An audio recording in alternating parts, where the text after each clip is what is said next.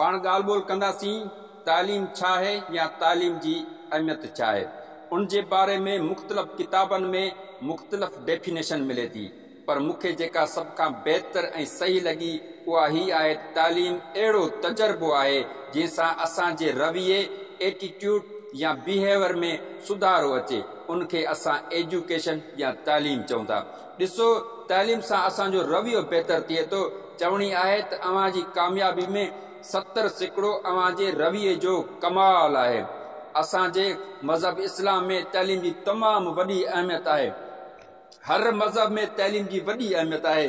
तालीम हासिल करण हर हिक ते फर्ज़ आहे। इंसान ॿियनि जानवरनि में सिर्फ़ सोच जो फ़र्क़ु आहे। इंसान सोचे थो, इंसान समझे थो, इंसान तहक़ीक़ करे थो।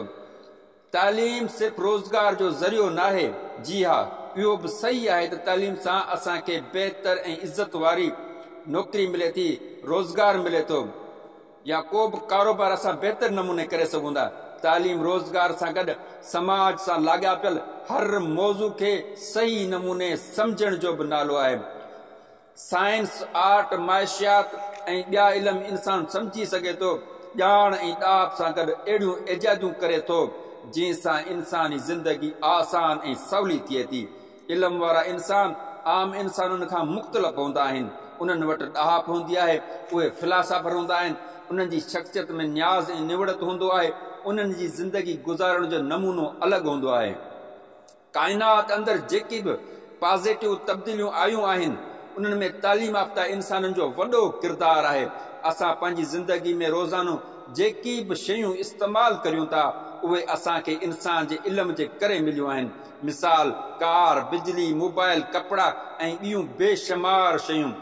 उहो सिलसिलो रुकण वारो न आहे। तालीम जी अहमियत इंसान लाइ ऑक्सीजन ऐं खाधे वांगुरु अहम आहे। जीअं जीअं वक़्तु गुज़रंदो, तीअं तीअं इंसान जी सहूलियत ऐं आसानी लाइ नयूं नयूं शयूं ईजाद थींदियूं रहंदियूं। काइनात मां इंसान कढी छॾियो त एॾी वॾी काइनात, ख़ूबसूरत काइनात बेरंग थी वेंदी। रब करीम तरफ़ां इंसान वॾो मौजो ऐं नेमत आहे। साॻी तरह सां, साॻे नमूने सां, अगरि इंसान मां तालीम कढी छॾियो त इंसान मां तालीम जहिड़ी नेमत कढी छॾियो, तालीम जहिड़ो तोहफ़ो कढी छॾियो, त इंसान बि बेरंग ऐं हिकु आम जानवर जहिड़ो थी ईंदो। ॾिसो, इल्म सां असांखे शऊर मिले थो, जंहिंसां असांखे ग़लति ऐं सही जी ख़बर पवे थी। शऊर जो कमाल ही आहे जो असांखे दर्स इंसानियत सेखारे थो। असांखे उहो कुझु सम्झण ऐं ॼाणण में मिले थो जेको बिना इल्म जे मुमकिन ई न आहे। जेकॾहिं तालीम अव्हांखे सुठो इंसान नथी ठाहे, त अव्हां जी अंदरि रवादारी, मोहबत, हमदर्दी नथी सेखारे, त दोस्तो पक अव्हां नुक़सान में आहियो ऐं अव्हां ग़लति इदारे, ग़लति माण्हुनि ऐं ग़लति किताब पढ़ी रहिया आहियो।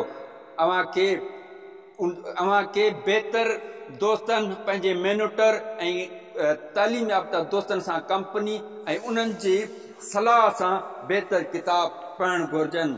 प्यारा दोस्तो, साथियो, जिते बि हुजो किताब गॾु पाण सां